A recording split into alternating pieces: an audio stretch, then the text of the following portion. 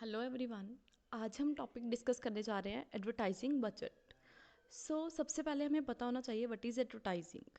Basically in simple words we can say advertising is any paid form of non personal presentation and promotion of ideas, goods, services of an identified sponsors. This message which is presented is known as advertisement. Means हम कोई भी paid form में जब non personal किसी के personal related नहीं होती promotion करते हैं अपने आइडियाज़ की, गुड्स की या सर्विसेज की, उसे हम कहते हैं एडवर्टाइजिंग। सो क्या इंपॉर्टेंस है हमारे, क्या ऑब्जेक्टिव होता है एडवर्टाइजिंग करने का? First one is to inform, to persuade, to remind. So inform, to inform the customer about the new product, कि हमारा मार्केट में क्या न्यू प्रोडक्ट आया उसके बारे में हमने अपने कस्टमर्स को अवेयर करना। बिल्ड अ कंपनी इमेज, एक कंपनी की इमेज क्रिएट करनी और इन्फॉर्मेशन देनी अपने प्रोडक्ट के न्यू फीचर्स की। And giving idea about the new use of the product, क्या यूजेस हैं उस प्रोडक्ट के, उसके बारे में हमने आइडिया प्रोवाइड करना। Provide a good impression about the product, एक प्रोडक्ट के बारे में गुड इंप्रेशन बताना। To persuade, persuading the buyers to purchase the product as soon as possible, हमने परसुएड करना अपने बायर्स को कि हमारा प्रोडक्ट वो जल्दी से जल्दी परचेज करें। Encouraging buyer to switch from competitor product to our product, वो कंपिटिटर का प्रोडक्ट छोड़ के हमारा प्रोडक्ट परचेज करें। Changing the perception about the product, जो परसेप्शन उसको चेंज करना। बिल्ड ब्रांड प्रेफरेंसेस, एक अपने ब्रांड की प्रेफरेंसेस क्रिएट करना। Next one is to remind, reminding the customer that the product is rapidly available in the market, customer को time to time हमने याद करवाना है कि हमारा प्रोडक्ट जो है मार्केट में अवेलेबल है। Reminding the buyer where to buy the product, उसको रिमाइंड करवाना कि वो कहाँ से हमारा प्रोडक्ट परचेज करे। Reminding buyer that the product may be needed in the future, कि वो वाला प्रोडक्ट अब क्या है फ्यूचर में नीडेड है। लाइक अगर हम बात करें कि बोरोप्लस की जो ऐड होती है वो विंटर स्टार्ट होने से कुछ टाइम पहले ही वो स्टार्ट कर देते हैं, किस लिए वो रिमाइंड करवा देते हैं कि इन फ्यूचर आपको इसकी नीड है। So next one is what is an advertising budget. अब एडवर्टाइजिंग बजट क्या होता है?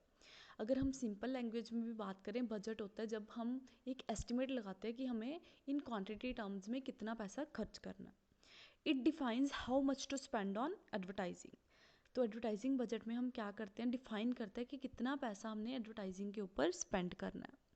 It is one of an important decision, बहुत ज़रूरी डिसीजन है ये हमारा एडवर्टाइजिंग के लिए। It will not be same for every companies and industry, her company और इंडस्ट्री का ये सेम नहीं होता।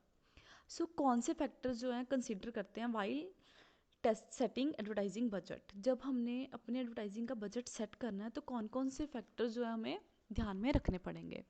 First one is stages in the product life cycle, new product have to spend more on advertising than existing products, हमें check करना पड़ेगा कि हमारा प्रोडक्ट जो है वो कौन सी स्टेज पे है। लाइक अगर हमने पीएलसी करा तो पहले उसमें प्रोडक्ट लाइफ साइकिल की हमने स्टेजेस करी थी, 4 स्टेजेस। तो फर्स्ट वन अगर इंट्रोडक्शन स्टेज, अगर हमारा प्रोडक्ट न्यू है मार्केट में तो हमें उसके ऊपर ज़्यादा एडवर्टाइजिंग स्पेंड करनी पड़ेगी rather than existing product. And next point, market share and consumer base, companies which have high market share usually require less for advertising। अब जो कंपनी का मार्केट में शेयर ज़्यादा है, पहले ही अच्छा शेयर है, कंज्यूमर बेसिक बने हुए हैं, तो उसको मार्केट की जो मार्केट में शेयर के अकॉर्डिंग उसको रिक्वायरमेंट क्या है एडवर्टाइजिंग की कम पड़ेगी। लाइक फॉर एग्जांपल हम ले सकते हैं एप्पल के products. Next is advertising frequency, number of repetition needed to put, कितनी रेपिटेटिवली भी आपकी ऐड शो होनी चाहिए। कंपटीशन, अब कंपटीशन भी बहुत मैटर करता है। A product which facing high competition have to spend more on advertising, like इसमें हम कोक और पेप्सी के एग्जांपल ले सकते हैं।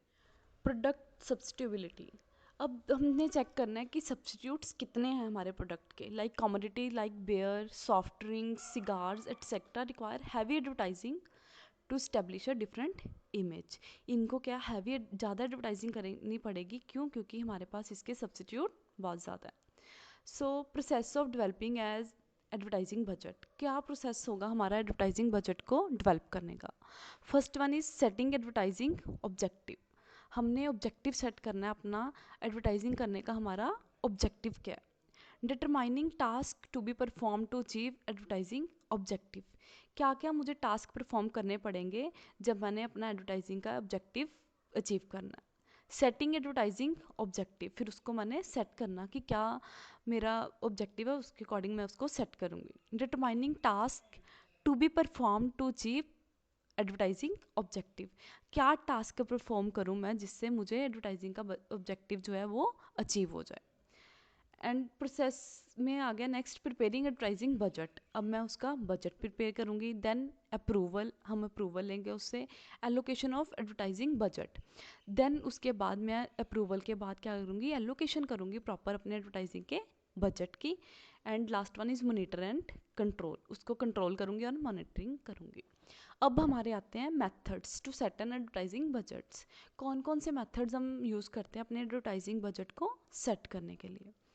First one is affordable method, then percentage of sales method, competitive parity method, objective and mind task method, judgment method, incremental concept approach, return on investment method, quantitative method and experiment approach. And अब जो next इनकी detail है methods की वो हम अपनी next video में discuss करेंगे। Thank you.